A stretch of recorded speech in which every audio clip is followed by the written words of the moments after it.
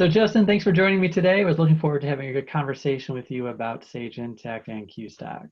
Absolutely. Looking forward to this. So I could tell you a quick story, maybe before we get started, Sure. about my experience with cloud accounting in particular. So I'm old enough, Justin, that I remember when I came out of college a lifetime ago, the internet was really hitting its stride. And I remember being at a company, it was a cement manufacturing company in Detroit. And the controller at that company told me that you'd have to be crazy to do your banking online, right? He said, like, oh, sure. Oh, yeah, I'll buy a book. Okay, fine, I'll do that. But to do your banking, like something is so important as banking, I would never in a million years do that online.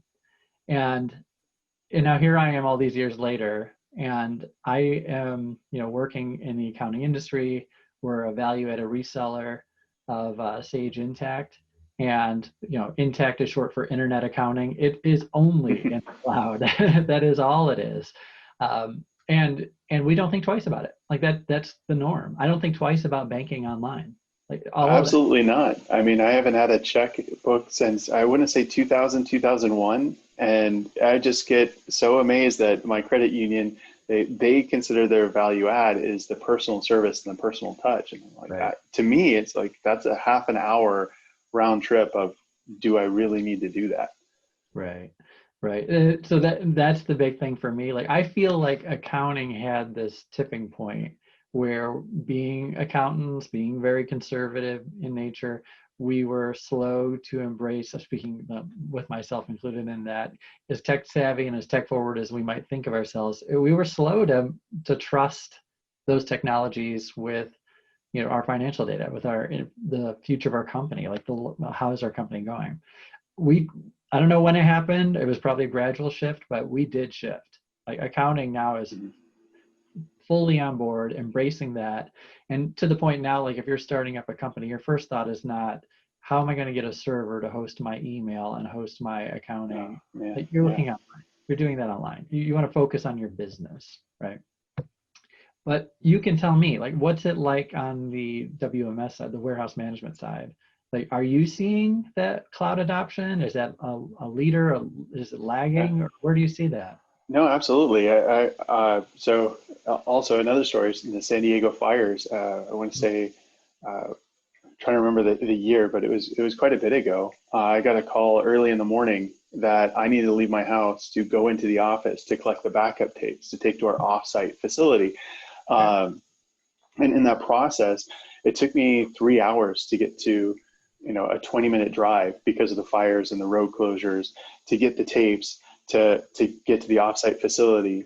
And then the offsite facility backup and restore function, like it wasn't working. We didn't have situations in place to go through and test it. And so we were without our warehouse management system, the whole works for a couple of days while roads were closed, power was out or fluctuating. And this is 11 sites across the United States that could not, like, they were performing business, but it was all paper based. And then we had, once the road opens up, the internet was working again and people could be signed into our main location. All those people were just pounding in, trying to backdate orders and trying to get things fixed. And the cost of that plus the maintaining of the servers and the architecture, it just becomes unbearable. And like you said, for a small, medium-sized business, that's a big thing to be able to remove from your bottom line. And even the disruption of an upgrade, something as simple as, Right. it's 4 years down the line, and every year you get a little bit more technical debt until it's finally, okay, we have to do it. And then sometimes if you wait just past that, then you have to do two upgrades. Right. And it's a huge cost and it's a huge disruption to business. Right. I know I've worked with on-premises solutions where where people would come to me in consulting and say, like, okay, there's a new version out. Should I upgrade? And it's like, well, is there anything you need in it? Is there technology underlying it? Because usually those upgrades come with, if it's on premises, it's not just that system you have to upgrade. You have to upgrade everything that's supporting it. Like the operating system of the server needs to be updated. If there's a SQL Server backend, you have to update SQL Server. Mm-hmm. You have like an Office component. Now that won't work with that version of Office, and it just ripples out from there, right? And it's your And that whole. doesn't count the ancillary system. So, Mm, you know, we're talking with like two different, an accounting and a warehouse management system. And then, yeah, then you upgrade the one, like you have to bring them both up at the same time. right, right. So for all those reasons, right? These are all reasons why, like the disaster with the San Diego fires, where all the paper pushing, all the infrastructure costs. Uh, I know you're on board and you're embracing the cloud. Are customers coming along too, or is it more of a wait and see and prove it? No, absolutely. We get more customers every week that either they're looking at, do I upgrade what we currently have, or do we finally make that transition to the cloud? And I think it's interesting because, like you said, if you're a new company today, it wouldn't even be a question. You wouldn't even ask. But definitely, if you already have the legacy back there, the history, it becomes, you know, a concern of, you know, when do I do this and how do I move that stuff over? I think they're seeing that it's a lot easier to move that data into a new environment than they're anticipating. Right. So easier, it is quicker, right? To do. For me, what I would think, and you could tell me if I'm mistaken on this, but just when you're thinking of warehouse, like the pick, pack, ship, the moving of tangible goods, to have bins, to move things around your warehouse, you're thinking physically, like you're thinking of tangible things so much, whereas accounting, like it is more of an abstract idea. It's not like an actual thing you pick up. A spreadsheet, where is a spreadsheet, right? And a spreadsheet, like, it's bits on a computer. So I could see that, and whether it's true or not, I could imagine that a lot of people who are warehouse centric would think like that can't be done, or I don't, or if it can be done, like it's got to be some kind of crazy way of doing it. It's nothing that I would ever do, right? Like, what do you think about that? Is that a Well, perspective I'm you see? from a warehouse point of view, the pandemic I think was one of the greatest accelerators of it, Mm, where you have a lot of people that physically have to be there to touch the product, to scan it, to move it. But there's a lot of people that are doing purchasing, that are doing warehouse management, that are doing, you know, the overhead, and technically they're seeing that, you know, hey, I don't necessarily have to be in the office to do this because I don't have to touch the product. I just need to examine it, the transactions that happens. And so by shifting over to the cloud, they're able to look at the aggregation of the purchasing data and the usage data to come up with their plans of purchasing. They're able to leverage deeper and better data to make better informed decisions in a time when everything's changing so rapidly. Being able to look at that window and expand it and contract it to see what they can expect in the short term, they're able to make better, more informed decisions that are helping their business quite a bit. Right. I used to, or I still know, a client who has a purchasing manager who's a wonderful gentleman, older gentleman, and he still does his purchasing by walking through the warehouse and finding empty shelves, right? And that works, doesn't really scale, right? Like you don't have a lot of visibility. What about forecast? What about demand? Like you have to be, if you're going to do that today, especially with everything moving so fast, and especially like with pandemics and supply chain disruptions and all those other things, and lead times being like crazy potentially, like to manage all that by walking a warehouse is you gotta be in a pretty unique industry, pretty unique space to get away with that these days, I would think. Definitely. And I think that's why they came out with key person insurance, is because there's so many businesses that had that one key person that had everything, all the tribal knowledge in their head. And, you know, heaven forbid they get sick, that actually take a vacation. So a lot of these people haven't had vacations in a few years. And when they do, they take just a couple of days, you know, surrounding a weekend. So when they come back, they don't get crushed by the avalanche of things that were waiting for them to come back. Right. And you know, when we abstract a lot of the stuff from their head, we're able to let them make a better decision easier, so they can focus on things that are just much more important. And so instead of looking at, you know, this bin looks like it's getting low, I need to order a little bit more of this, they're thinking, you know, okay, I see I need to order 13 of these. Let me work with the vendor on a pricing, and then they're getting their margins a little bit better, and finding some space in there. And then when they're walking, they might order things, out of habit.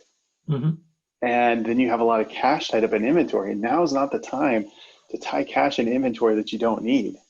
Or tie cash anywhere, right? I know, Right. Yeah. especially right now. I know. Yeah.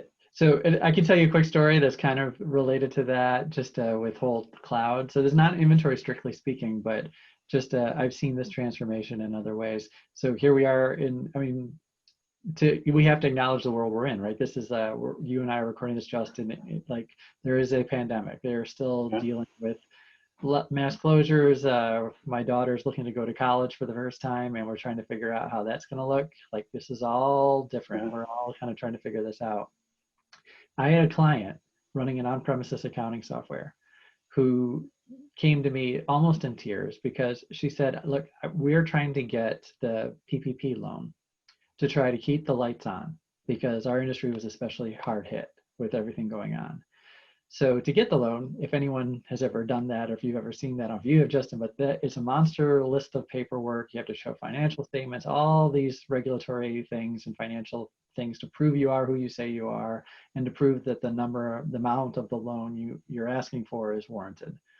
And the lady who I was working with at a company with an on-premises software needed that paperwork, just needed financial statements to honestly submit to a loan officer at the bank to get everything moving, and didn't have remote access, could not get in. Like kind of what you're talking about with your warehouse strategy where you can't get on site. Just needs to go. Like she's telling me, I can picture the file cabinet. I can see it. Like if I could walk in, but the building was on lockdown. She could not, it was a shelter in place order. So even if she went to the office is all locked down. She can't get in, she can't get her paperwork. There was a happy ending, things did get sorted out, but not without a lot of white knuckle, sleepless nights trying to get that paperwork done. And meanwhile, I have other clients who they can get their financials from their phone if they really want to bad enough. So it's just a whole new world, right? I think for me, my take on this is sure, banking was when I came out of college, banking was this thing that was this sacrosanct thing you can't touch. We've seen it go into accounting, and we still have people straggling in accounting, but the acceptance is there. And I think you're the new frontier, right? Manage your whole warehouse, manage your supply chain, manage your purchasing, do all of that. I have yet to hear a reason why it has to be boots on the ground in a warehouse technology. It could be anywhere. Absolutely. Yeah. And for the other side of the pandemic is we are dealing with a lot of customers right now who are struggling because of the opposite effect. Their industry was hit really hard in what usually would be considered a positive way, but they just weren't ready for it. So we talked to a team just the other day that they're in not the construction, but the home improvement space. With everybody at home, they're doing gardening, and then their throughput went up 5x. And on the balance sheet, people get really excited about that, but when that happens in a few days, and you have an on-premise solution, and all of a sudden you expect it to 5x your throughput, you just can't. Where it's not uncommon for us in our cloud space to have a customer that just has a really amazing month because of something happening, a promo that they hit, and they did a 2x or 3x throughput. And because it's a cloud solution, everything auto scales to what is needed. And and everybody just goes around cheering and high-fiving each other because it all worked as planned. Well, give me a sense of scale, how, maybe not in numbers per se, if that's not easy to say, but what's a low, middle, high customer? How big do you scale up? Well, I know one of our customers, I think, had, I want to say 30 million cases go out a month. So that's a pretty good throughput. Yeah, that's pretty good. And it all depends. And that customer, I think, has 21 locations. So, that spread out quite a bit between 3PL and on-prem. And then, and by on-prem in this instance, I mean their own warehouse, their own fulfillment using QStock Cloud. And then we're doing some stuff with smaller labs that have, one laboratory, and they're using QStock to track their inventory and their usage, because a lot of those components are incredibly expensive. And without insights to how they're being used, they're not able to leverage the accounting side of utilizing that inventory through their process. Right. That's what we've done. We collaborated on another video. I know, Justin, like, so my whole point in talking with you is like, I'm coming again from the accounting. So the accounting, you can do a lot of things with just basic Intact as far as supply chain. You can have some orders, you can do a lot of things there. So it's already a pretty solid solution. Like, here's an accounting thing that is very accounting centric, I know, but forgive me. Like, there's a thing in real life where you could have a FIFO accounting, right? I won't go too far, so don't worry. But you could have, like, in a fast-moving environment, first in, first out. That's FIFO, right? So we look at the dates of when things happen. But what if those dates, those chronological dates, are booked out of order? And not deliberately, but just because things are happening so fast and so furious. Intact has all these cool tools in it to fix that. Like, I would have given my IT for these years ago. Like go ahead and fix the inventory, fix that, instead of you having to do a manual entry. So I love this, right? So if there's someone who's like, you're starting out, you have some simple, modest inventory requirements, Intact has a lot of stuff that's built in. That's great. But like, as soon as you start talking like bins and lots and barcoding, like, oh, right away, right? Like, I start thinking, we got to get Justin online, right? Because right away, like, as soon as you start getting there, I don't want to say it's a hard mark right there, like the second you have it, you're done. You could work it out, but it's really worth talking about at that point. But because it's one of those things where you'll pick up so much efficiency, it justifies itself. And one of the things that we really admire about the Intact inventory module is the concept of dimensions, because I think what a lot of people miss is that from the warehouse, you probably don't want to have the warehouse figuring out a lot of the accounting things. Right. You need the warehouse to be running through and having a lot of throughput. Like I said, if you had 30 million cases, you can't ask the guy picking the cases, how do you want this to book on the GL, right? Like, Right. that would be a mistake. But there's so many things that how those two things connect, that you can set up the rules so that they can book the best way in the accounting system. And for the guy on the floor, he just needs to know, I'm going to scan this, we just damaged it out. And then on the other side of that, the damage versus the marketing materials or the samples can be completely different. Right. And you just do, like, you let the system take care of itself. Like, you build the rules and let it go. And like, what I love is like, it's forgiving, right? Because it's the real world, right? Like that's there's some naming, like the happy path in programming. Like, first you say, how are we going to make this work if everything works according to script? But you got to make sure you handle all the other things too, like all the different weird things about, oh, we got the wrong product, or oh, they overshipped or they undershipped or whatever. How do I handle all these exceptions? And boy, that better be easy, because I have to keep up. There's a lot going on. Yeah, I mean, I have 13 years of inventory, like warehouse management and production experience, and the entire implementation team makes me look like a newbie. So the great thing with that is that as they're doing the implementation, it's not so much, here, like, we're going to install this app and it's going to work just the way it works. We're working with the customer to find out, okay, how is your business model different? Because if your business model is the same as everybody else, you don't really have a business model. And so everybody's a little bit unique, and to help celebrate and really accentuate to make the uniqueness of the way somebody might fulfill an order or a labeling, or something like that, to make it so that their customers feel like they were really taken care of. Right. Oh, that's a great angle too. Yeah, like, we didn't even mention that, but like, sure, when you think of all the benefits that you have with everything we're talking about. So, okay.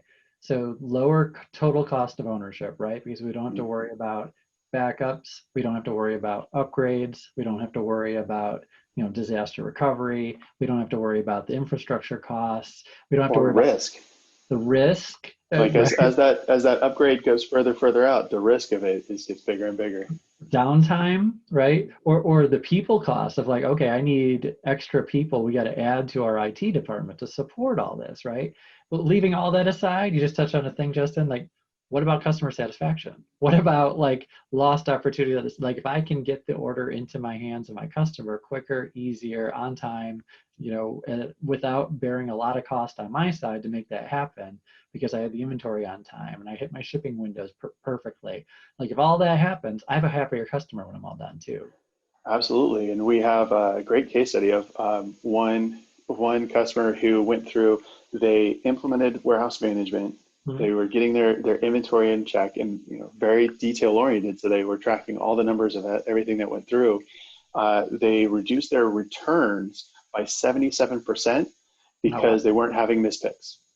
And so that many more happy customers out there in the field that are more likely to buy from you because they know that you're reliable, 77% reduction.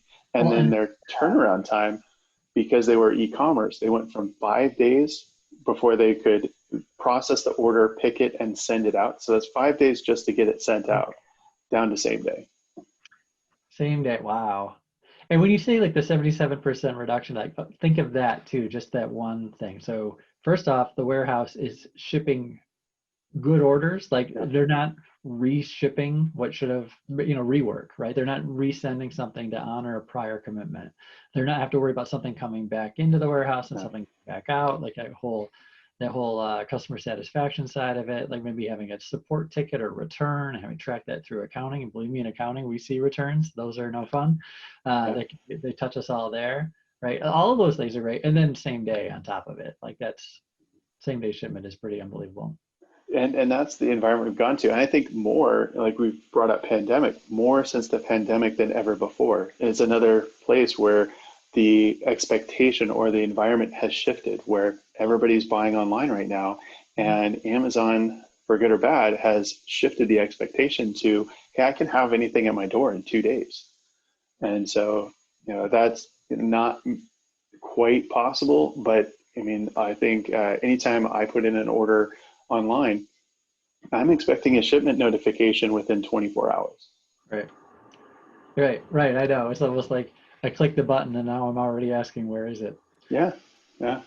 And you have integrations, right, with QStock. You have integrations with different kinds of online. I don't want to let you speak to that, Justin, but tell me, what are the different kind of integration points that you can speak to?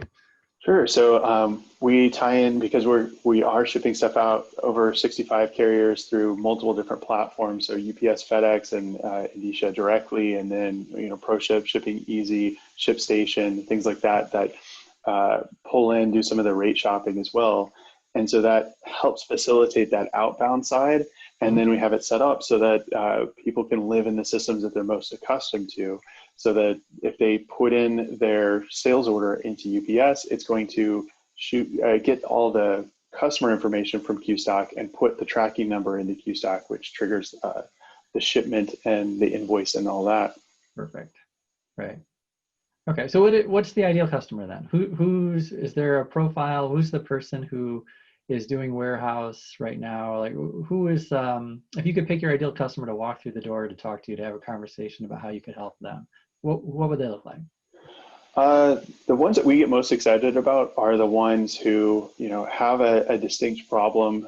Usually they're throwing people at process problems. So they have issues and they're thinking, hey, I need more people to handle all this workload, because we can usually come in and say, hey, your team is probably fine the way it is.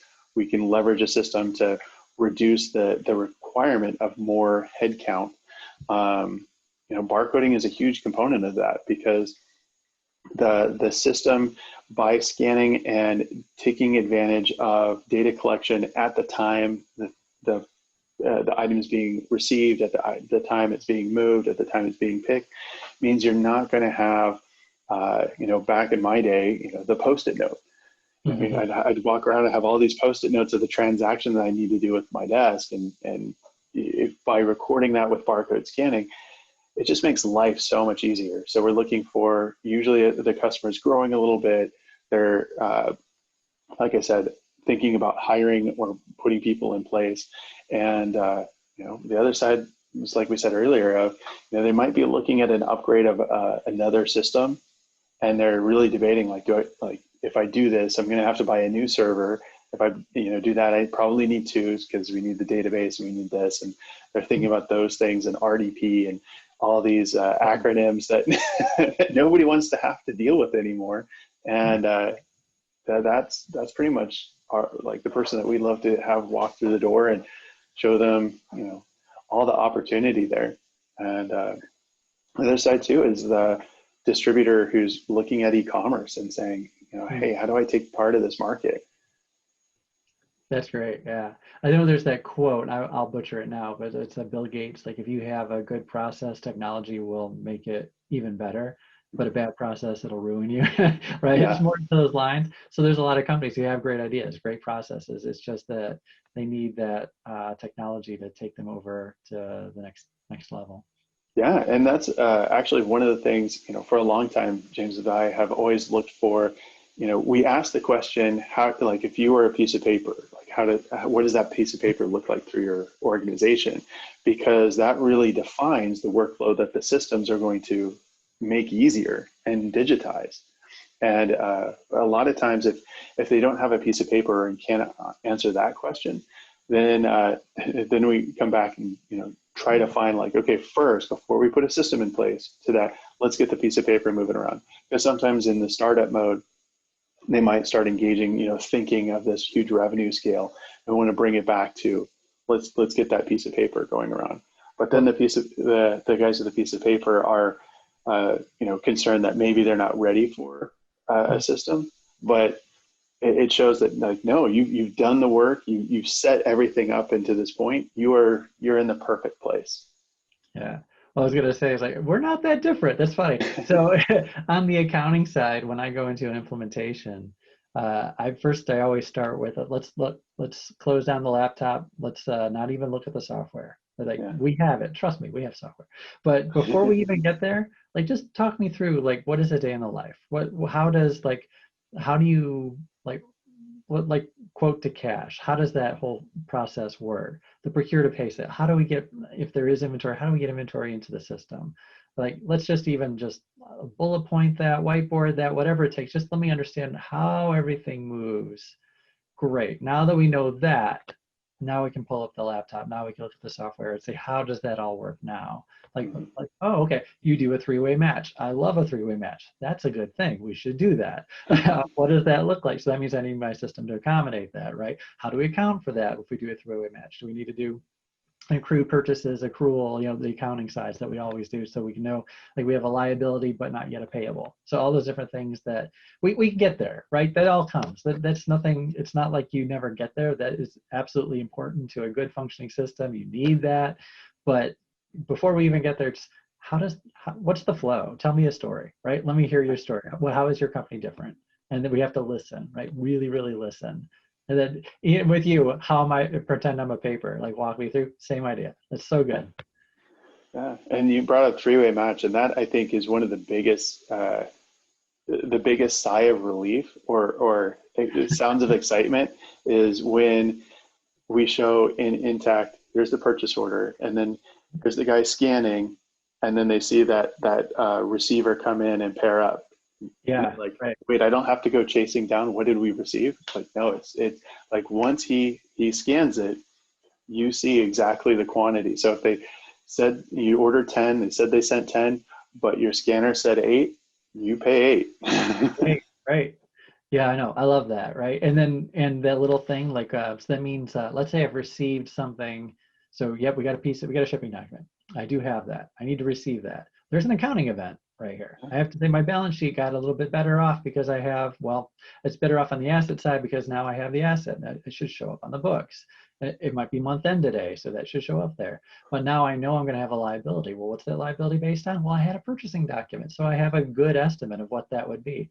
And the good accounting systems, they do that for you. So you're not there at the end of the day moving everything around and trying to count things.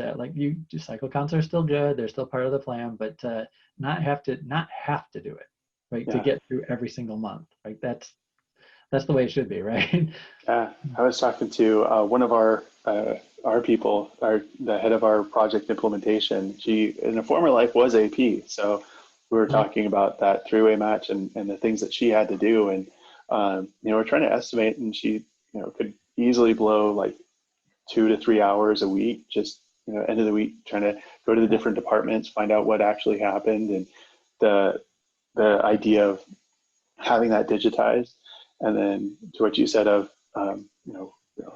having, we were talking to a customer earlier who had, I think he said 7 pallets of paper that he was retaining.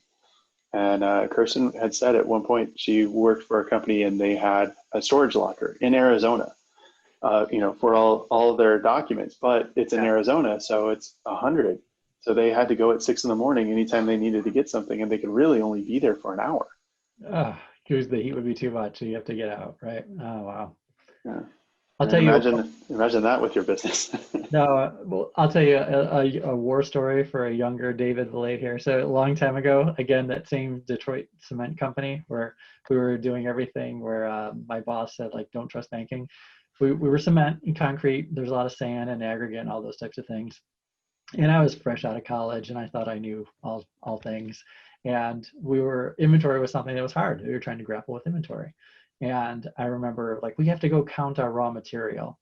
And I said, look, guys, I can count. I'm fine. My degree's in accounting. I'm so smart. Let me help you all. And they're like, in our systems, I got there in the middle of a transition. They really had nothing. It was all paper and 10 key tape. And so I said, all right, I'm going to go count my raw materials. And I had the warehouse person said, okay, I'll show the kid where we're going to go. He walks me out and I'm looking at my clipboard. I got my pencil. We're outdoors. It's a little drizzly. And I'm looking around and I see just mountains of sand. They said, go ahead and go count it, kid. And like, before I could turn away, I said, wait, like what should I have here? What should I even know? I said, no. You don't know. I don't want to tell you. Like, you tell me. You're smart little kid counting. What do we have? And like, this is just mountains of sand. How do I even know? And like, I had no system, nothing at all like that. And I wanted to validate this, but I can't. And finally, the foreman guy felt bad for me. He came over and he looked with a straight face. He said, I like to count the peaks. Oh, okay. Solid. Tell me more. He said, well, I know when they bring the truck, it's a 55-ton truck of sand, so they'll dump it out and there will be a peak. So I can count, like, there's 10 peaks, so it's 10 times 55 tons. And that one's like, looks about half done, wouldn't you say? Half gone? I think we depleted about half of that peak. Like, oh my gosh. Like, this is where we come to, right? Because I got my clipboard in the drizzle with a pencil and I'm trying to count peaks of sand and figure this all out. Well, and then that, go back to the current times of, if you're looking for loans and things like that, the inventory is like your biggest, often your biggest line item. And if you can show the bank that you have that within a whisper of what it actually is, they're far more confident in doing lending. I would hope, yeah. And a lot. Any loan that's based on my ability to count mountains of sand is probably a bad loan. But yeah, so I mean, we don't often hear those stories, but we definitely know they're out there of, those companies that are going to a higher inventory accuracy, like their relationships to their banks, their relationships to their stakeholders, those get better because everybody has more confidence that the business is stable and they know what is going on in the business. Justin, thank you so much for the time today. It was great talking to you as always.